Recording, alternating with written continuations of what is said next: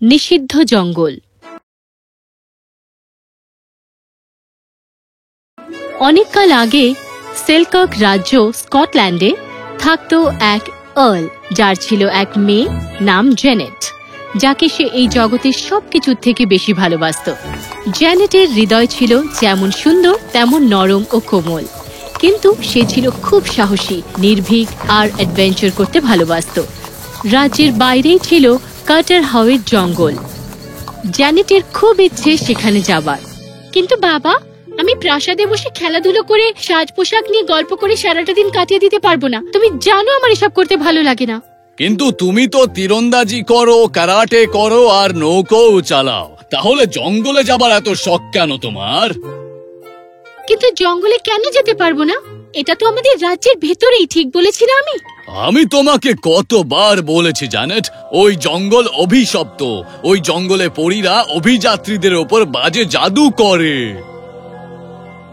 কি ধরনের বাজে জাদু বাবা? আমি জানি না, আমি কোনোদিন যাইনি ওখানে। যদি সবই গুজব হয়, আমি গাছে কি সুন্দর সুন্দর পাখি দেখেছি, আর দেখেছি জঙ্গলের মধ্যে ঘাসের ভেতর অপূর্ব সব হরিণ লাফিয়ে বেড়াচ্ছে। যদি ওখানে পরীরা খারাপ কোনো জাদু করত, তাহলে কি পশু পাখিদের এমন খুশি ও প্রাণবন্ত দেখাতো? এটা কি আশ্চর্য এবং সুন্দর জঙ্গল! আমাকে একবার যেতে দাও বাবা, প্লিজ। দেখো, আমাদের 3 পুরুষের কেউ এর রাজ্য থেকে ওই জঙ্গলে যায়নি জানেট।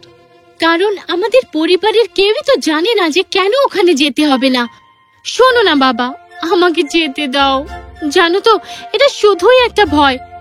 তুমি চিরকাল আমাকে রক্ষা করতে পারবে না। আমি বড় হয়ে গেছি বাবা। ঠিক আছে, আমি তাহলে ব্যবস্থা করছি। বাবা, আমি নিজের খেয়াল রাখতে পারবো, তুমি জানো। কাউকে আমার সঙ্গে পাঠাবার দরকার নেই। যদি বিপজ্জনক কিছু দেখি, আমি নিজেই ফিরে আসবো, কথা দিলাম। সাবধানে থেকো জানো। কথা দিলাম বাবা। তাই পরের দিন জেনেট জঙ্গলে গেল। খুব সুন্দর সেই জঙ্গল, রং বিরঙের পাখি, বিশাল বিশাল গাছ, প্রজাপতি, স্ফটিকের মতো স্বচ্ছ ঝর্ণা। হঠাৎ তার চারপাশের গাছগুলো ভয়ঙ্কর ভাবে কাঁপতে লাগলো। একটা লতা তাকে বেঁধে ফেলতে চাইল, কিন্তু জেনেট সময় মতো ডিগবাজি খেয়ে কোনো মতে বেরিয়ে গেল। তুমি কে মেয়ে, আর তুমি আমার জঙ্গলে কি করছো? এই জঙ্গল হলো আমাদের রাজ্যেরই অংশ, তাই আমার জিজ্ঞেস করা উচিত যে তুমি কে? এটাই তোমার শেষ সুযোগ মেয়ে। 3 গুণার মধ্যে জঙ্গল ছেড়ে চলে যাবে, নয়তো তোমার আর রক্ষে নেই বলে দিলুম। হ্যাঁ, আমি হয়তো ভয় পেতাম যদি তোমার সাহস থাকতো সামনে এসে লড়বার। যে আড়াল থেকে শাসায় তাকে আমি মোটেই ভয় পাই না। তাহলে তো তোমাকে দেখাতেই হয় যে আমি কি করতে পারি। হঠাৎ পাতাগুলো ভয়ঙ্কর দেখতে বামনে পরিণত হলো, আর তারা হাতে লাঠি নিয়ে ছুটে এলো। জেনেট কোনো মতে তাদের হাত থেকে নিজেকে বাঁচিয়ে একটা লাঠি তুলে নিল, 2টো পাথর ঘষে আগুন জ্বালালো, আর মশাল নিয়ে বামুনদের ভয় দেখালো। আর সবাই পালিয়ে গেল। একটা বামুনের গোটে আগুন লেগে গেল। জেনেট সেটা দেখলো। সে লাফিয়ে গিয়ে বামুনটাকে কোলে নিয়ে স্বচ্ছ ঝর্ণার জলে ঝাঁপ দিল। তুমি ঠিক আছো? তুমি আমার প্রাণ বাঁচিয়েছো। আমি তোমাকে আক্রমণ করলাম আর তুমি আমাকে বাঁচালে। দেখো, আমি লড়াই করতে আসিনি এখানে। তুমি আর তোমার বন্ধুরা যদি চাও এই জঙ্গলে থাকতে পারো, কিন্তু আমাদেরও এই জঙ্গলে প্রবেশ করার অনুমতি দাও। আমি এখানে শুধু সময় কাটাতে চাই, এর সৌন্দর্য উপভোগ করতে চাই, ব্যাস এইটুকুই। এর জন্যে তোমাকে কথা বলতে হবে সর্দারের সঙ্গে, বামন ট্যামলিন। হঠাৎ সেখানে যেন বজ্রপাত হলো, আর ট্যামলিন গাছের আড়াল থেকে বেরিয়ে এলো। জেনেট, তাই তো? তুমি আমার এক বামনের জীবন বাঁচিয়েছ, তার জন্য ধন্যবাদ। আমি এই জঙ্গলের রক্ষক। তুমি এক্ষুনি চলে যাও, এই জঙ্গল খুবই ভয়ঙ্কর। তুমি কি জঙ্গলের রক্ষক? তাহলে তো তুমি এর কোনা কোনা চেনো নিশ্চয়। তুমি আমাকে পথ দেখিয়ে জঙ্গলটা ঘুরে তো দেখাতেই পারো। যতই হোক, শুধু ধন্যবাদ বলে কৃতজ্ঞতা জানানোর থেকে কাজ করে দেখানোটাই ভালো। ধন্যবাদ। তাই আমাকে পথ দেখিয়ে ধন্যবাদ জানাও। দেখছি যে তুমি আমার কথা শুনবে না। আমি তোমাকে ঘুরে দেখাতে রাজি আছি, এসো আমার সঙ্গে। ট্যামলিন জ্যানেটকে জঙ্গলের সবচেয়ে আশ্চর্য আর সুন্দর জায়গাগুলো দেখালো।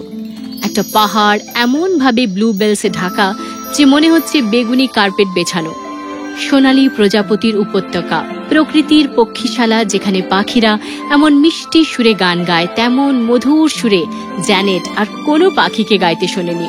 অপূর্ব সুন্দর সেই জঙ্গল, আর যত তুমি দেখাবে মনে হবে যেন আর কি দেখার বাকি থেকে গেল। জ্যানেট রোজ সেখানে যেতে শুরু করলো, আর ট্যামলিন তাকে ঘোরাবার জন্য সময় মতো প্রস্তুত। যত দিন যেতে লাগলো তাদের বন্ধুত্ব গভীর হলো। একসাথে দুজনে সূর্যোদয় ও সূর্যাস্ত দেখে, বনভোজন করে, নৌকো চড়ে, হাসাহাসি করে ঝগড়া করে। দুজনের এই কয়েক মাসের আলাপ পরিচয় বন্ধুত্ব শেষ পর্যন্ত পরিণত হলো ভালোবাসায়। কিন্তু জ্যানেটের সব সময় মনে হতো যে ট্যামলিন খুব দুঃখী, আর এই দিন তার মন খারাপ ছিল রোজকার থেকে অনেক বেশি। ট্যাম, কি হয়েছে তোমার সখা? এত মনমরা দেখাচ্ছে কেন তোমায়? ও আচ্ছা, আমার কেমন লাগে তাই নিয়ে তুমি ভাবো বুঝি? তোমাকে আমি ভালোবাসি। তাই বুঝি এতদিনে তুমি একবারও আমার কথা, আমার জীবনের কথা জানতে চাওনি? কিভাবে আমি বামন রানীর জঙ্গল রক্ষীর এই দুর্বিষহ জীবনটা পেলাম? তুমি কে তাতে কিচ্ছু যায় আসে না ট্যামলিন, কিন্তু লক্ষ্মীটি বলো আমায় যে কি হয়েছিল। কিন্তু আমি কে তাতে আমার যায় আসে। তুমি আমায় ভালোবাসতে পারো না জ্যানেট। আমাদের আর দেখা করা ঠিক হবে না। এ কথা কেন বলছো তুমি? তুমি কি জানো আমিও মানুষ ছিলাম? কি? আমি যখন খুব ছোট তখন বাবা মা মারা যায়। আমার তাদের কথা মনেও নেই। আমি খুবই দুঃখিত। আমার ঠাকুরদার কাছে আমি মানুষ হয়েছি। অনেক বছর পরে আমরা দাদুর কিছু বন্ধু তাদের পরিবারের নাতি নাতনিদের সঙ্গে এই জঙ্গলে বেড়াতে আসি। কিন্তু জঙ্গলে হাঁটতে হাঁটতে হঠাৎ আমার খুব ক্লান্তি লাগে, আর আমি সবার থেকে অনেকটা পিছিয়ে পড়ি। আমি জানি না কখন, জানি না কোথায় আমি ঘুমিয়ে পড়ি। যখন ঘুম ভাঙে দেখি আমি এই অদ্ভুত দেশে, বামন রানীর দেশে, আর তারপর আমি পরিণত হয়েছি এই রূপে। যখন ঘুমিয়ে পড়ি সে আমায় চুরি করে নিয়ে আসে। তখন থেকে জানি না যে কত শত বছর কেটে গেছে। আমি দিনের বেলা এই জঙ্গল রক্ষা করি, আর অন্ধকার হলে আবার আমি বামন রানীর সেই দেশে ফিরে যাই। আমিও তোমাকে ভালোবাসি জ্যানেট, কিন্তু তুমি আর আমি এক হতে পারবো না। এটা হতে দিতে পারি না। এটা কি ধরনের জীবন হবে বলো তো জ্যানেট? আমি এক বামন আর পরীদের বন্দী। এই জাদু খণ্ডন করার কি কোনো উপায় নেই? একটাই উপায় আছে। আমাদের সারা জীবনে শুধুমাত্র একটাই সুযোগ আসবে, এছাড়া আর উপায় নেই। বলো আমায় কি করতে হবে? আমাকে কথা দাও, যদি কাজ না হয় তাহলে তুমি আমাকে ভুলে যাবে জ্যানেট। ট্যামলিন, আমার হয়ে তোমাকে সিদ্ধান্ত নিতে হবে না। আমি তোমাকে ভালোবাসি, তাই তুমি মানুষ কি বামন পড়ি তাতে কিচ্ছু যায় আসে না। বাকি জীবনটা যদি আমাদের এভাবে মিলিত হতে হয়, আমি তোমার সঙ্গে দেখা করবই। কিন্তু হ্যাঁ, আমি তোমাকে মুক্তি দিতে চাই যদি সম্ভব হয়। তাহলে এবার আমাকে বলো। আগামী পূর্ণিমা হলো স্যামহেইনিস স্পেশাল। এটা 100 বছরের মধ্যে একবারই মাত্র আসে। সমস্ত পরী বন্ধুরা এখান থেকে যাবে ভূতলে।